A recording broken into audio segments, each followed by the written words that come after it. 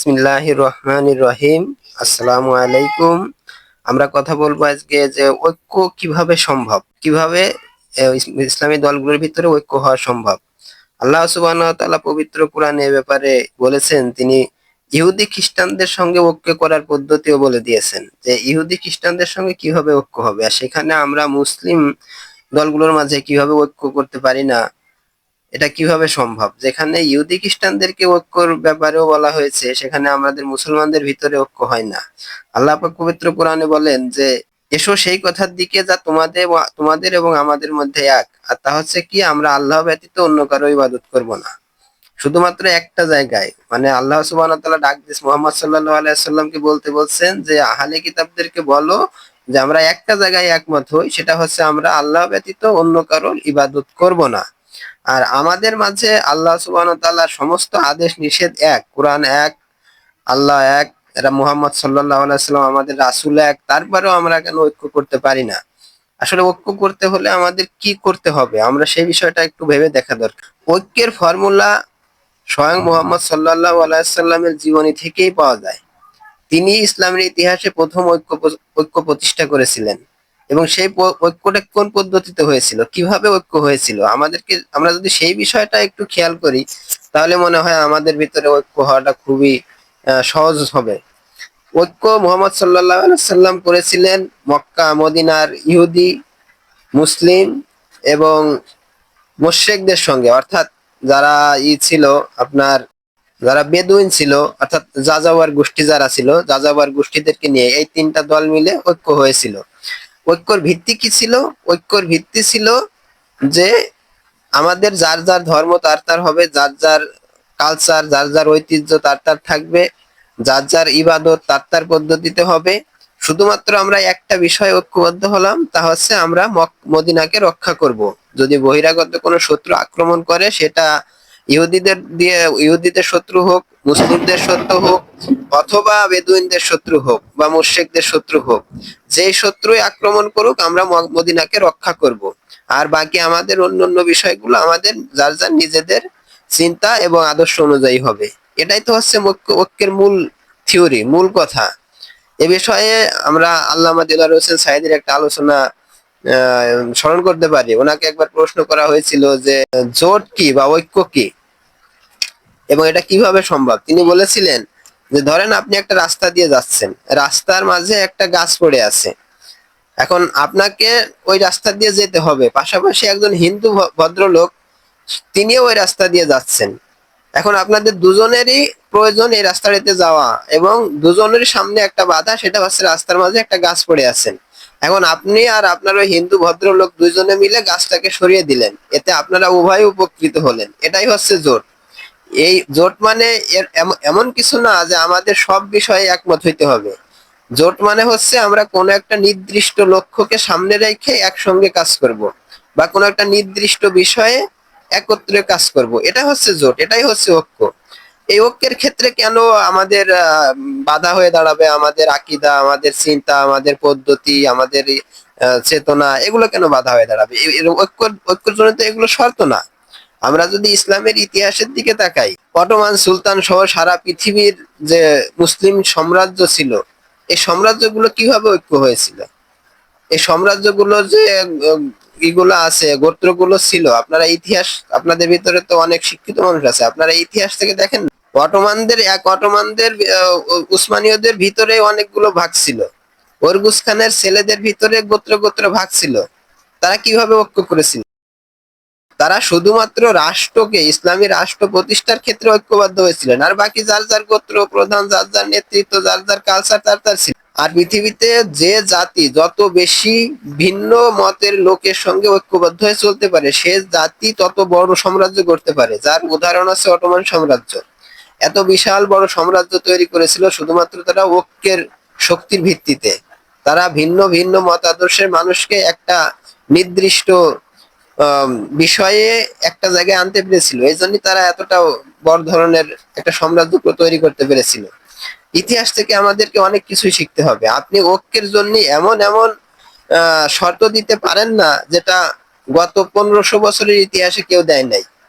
আপনি আপনারা যেসব শর্ত দিয়ে ঐক্যের কথা বলছেন বা ঐক্যের আলোচনার বিষয়ে যেসব বিষয়গুলো সামনে আনছেন, আপনারা একটু ভেবে দেখুন তো যে গত 1500 বছরে ইসলামের ইতিহাসে অনেক জাতি হযরত মুহাম্মদ সাল্লাল্লাহু আলাইহি সাল্লামের থেকে ঐক্য শুরু এবং তার পরবর্তী প্রত্যেকটা সময়ে প্রত্যেকটা জাতি ঐক্যবদ্ধভাবে চেষ্টা করেছে এবং তাদের ঐক্যগুলোর ভিতরে আপনাদের উল্লেখিত এই ধরনের উদ্ভট শর্তগুলো কি ছিল? এইসব বিষয়গুলো কি কখনো তারা ঐক্যের ভিতরে এনেছে? কোনো একটা জাতির ইতিহাস থেকে কি পাওয়া যায় যে এই ধরনের বিষয়গুলো তারা ঐক্যের ক্ষেত্রে শর্ত হিসেবে নিয়েছিল অথবা এই বিষয়গুলো তারা বিবেচনায় নিয়েছিল? তারা ঐক্য হবে জাতীয় এবং রাজনৈতিক চিন্তার ঐক্যের বিষয়গুলোতে প্রায়োরিটি পাবে জাতীয় এবং রাজনৈতিক বিষয়গুলো। এখানে ব্যক্তিগত আমল, আকীদা, ব্যক্তিগত কালচার এগুলো তো মুখ্য বিষয় হওয়ার কথা না। যে কাজটা পৃথিবীর বাংলা মুসলিম জাতির ইতিহাসে 1500 বছরে কেউ কখনো করেনি, যে প্রশ্নটা কেউ কখনো উত্থাপন করেনি, কোনো দেশে, কোনো কালচারে, কোনো জাতিগোষ্ঠীতে কখনোই এই ধরনের বিষয়গুলো যেখানে ঐক্যের ক্ষেত্রে আলোচনার বিষয়বস্তু হয়নি, শর্ত হিসেবে আসেনি। আপনারা যদি সেরকম কিছু বিষয়কে সামনে আইনে ঐক্য করা চান, তাহলে এটা তো মানে ঐক্য করার ইচ্ছা বোঝা যায় না। কারণ হচ্ছে কি যে নিজেদের প্রতি এত আস্থা রাখা, যে কাজটা 1500 বছরের ইতিহাসে কোনো মুসলমানরা করতে পারে নাই, যে আমরা সব চিন্তা চেতনায়, আকিদায়, কালচারে, ধ্যান ধারণায় সব এক হয়ে যাব, এক হয়ে যায় তারপরে ঐক্য করবো, এটা 1500 বছরের ইতিহাসে কেউ করতে পারে নাই, কোনো জাতি করতে পারে নাই। তো সেটা যদি আপনি করে দেখানোর আশা ব্যক্ত করেন, তাহলে এটার মানে হচ্ছে আপনার নিজের উপরে অনেক বেশি আস্থাশীল, যে পৃথিবীর ইতিহাসে কোনো মুসলিম যেটা করে দেখাইতে পারে নাই, কোনো মুসলিম জাতি গোষ্ঠী যেটা করে দেখাইতে পারে নাই, আমি ওটা করে দেখাবো। এটা তো আসলে আহ, কি বলবো, এটাকে তো চিন্তাশীল মানে স্মার্ট চিন্তা বলা যায় না আর কি। যে পৃথিবীতে 1500 বছর ইতিহাসে যেটা কখনোই হয়নি আমরা সেটা করব, আমরা সেটা করতে পারি না, আমরা পারবো না, পারলে আমাদের আগের জাতিরা অনেকেই করতে পারতো। এখন আমরা যদি ঐক্য করতে যেসব বিষয়গুলোকে সামনে আনছি, এই বিষয়গুলোকে আমাদের আগামীর ইতিহাসে কিভাবে দেখা হবে, আমাদের আজকের থেকে নিয়ে গত 1500 বছরের ইতিহাস, আমাদের আগামীর ইতিহাস আলাদা করে দেখা হবে। আমাদের ভবিষ্যতে আজকে থেকে 100 বছর পরে যারা ইসলামের ইতিহাস নিয়ে পড়বে, গবেষণা করবে, তারা দেখবে যে এই 1500 বছরের ইতিহাসে কিভাবে কোন পদ্ধতিতে মুসলমানদের ভিতরে ঐক্যবদ্ধ হয়েছিল, আর এই 2024 সালের এই ঐক্যর ক্ষেত্রে কি কি বিষয়গুলো আনা হয়েছিল, সেখানে আপনাদের এইসব বিষয়গুলো ইতিহাসে সাক্ষী হয়ে থাকবে যে 2024 সালে বাংলাদেশে ঐক্য হইতে পারে নাই কারণ এই বিষয়গুলো বাধা হয়ে দাঁড়াইছিল। এটা কিন্তু ইতিহাসে থেকে যাবে এবং এর দায় আপনাদের নিতে হবে। মানুষ আপনাদের এইসব কথাবার্তা, আপনাদের এইসব শর্ত, আপনাদের এইসব ইচ্ছা, এগুলো কিন্তু ইতিহাস থেকে জানবে, তারা পড়বে, তারা পড়ে দেখে তারপরে তারা বুঝবে যে এই মানুষগুলা কিভাবে চিন্তা করতো, এই মানুষগুলা কিভাবে ঐক্য করার চেষ্টা করেছিল, ঐক্য করার জন্য কি কি শর্ত দিয়েছিল। এই জিনিসগুলো কিন্তু পরবর্তী প্রজন্মের কাছে পৌঁছে যাবে এবং সেই সময় আপনারা ইতিহাসের দায় থেকে মুক্তি পাবেন না। আপনাদের দল, আপনাদের গোষ্ঠী, আপনাদের মতাদর্শ প্রশ্নবিদ্ধ হবে।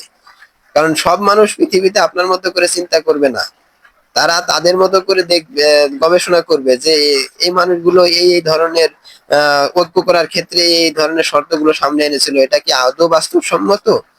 আমাদের ভাবতে হবে যে আজকে আমাদের পরবর্তী প্রজন্ম আমাদেরকে কিভাবে দেখবে, আমাদের প্রত্যেকটা কর্মকাণ্ড একসময় আলোচিত হবে, সেই সময় আমাদের সম্পর্কে কি বলা হবে, সেটাও আমাদের মাথায় রাখতে হবে। ঐক্য বলা হচ্ছে যে ঐক্য হতে হবে একটা দীর্ঘস্থায়ী, যেটা প্রজন্মের পর প্রজন্ম চলবে, এটা আসলে একবারে অযৌক্তিক, অবান্তর একটা কথা। ঐক্য কখনো অনন্ত হয় না। ঐক্য একটা নির্দিষ্ট উদ্দেশ্যের ভিত্তিতে করা হয় এবং এটা একটা নির্দিষ্ট সময় পর্যন্ত টিকে থাকে।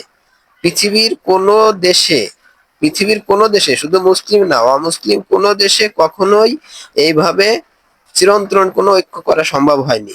এমনকি দীর্ঘস্থায়ীও খুব কম হয়েছে।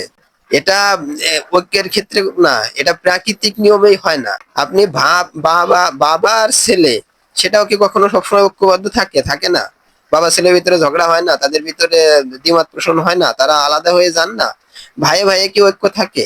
থাকে না। ভাইয়ে ভাইয়ে কি দ্বন্দ্ব লাগে না? তারা আবার একসঙ্গে হয়, আবার কিছুদিন পরে কি তারা আলাদা হয়ে যায় না? তারা কি দ্বন্দ্ব তৈরি করে না? একে অন্যের বিরুদ্ধে যায় না? এমনকি আপনি যে বিবাহ করেছেন, আপনার ঘরের ওয়াইফ যাকে আপনি সমস্ত ধরনের নিশ্চয়তা দিয়ে, তার সমস্ত দেখভাল করার ওয়াদা দিয়ে তাকে ঘরে এনেছেন, সেই ওয়াইফ কি, সেই বউ কি আপনার বাপের বাড়ি না বলে চলে যায় না? এক রাগ করে বাপের বাড়ি চলে যায় না? যায় তো। স্বামী স্ত্রীর ভিতরে তো চিরস্থায়ী ঐক্য হয় না, দীর্ঘস্থায়ী ঐক্য হয় না। তাহলে সেখানে আপনি দুটো আলাদা আদর্শের দল, দুটো আলাদা আম চিন্তাধারার দল বা অনেকগুলো আলাদা চিন্তাধারার দলকে এমন ঐক্য করতে চান যেটা যুগ যুগ ধরে টিকে থাকবে। এটা আসলে একটা অবান্তর চিন্তা। এটা কখনোই হয় না। প্রকৃতি এভাবে তৈরি হয় না।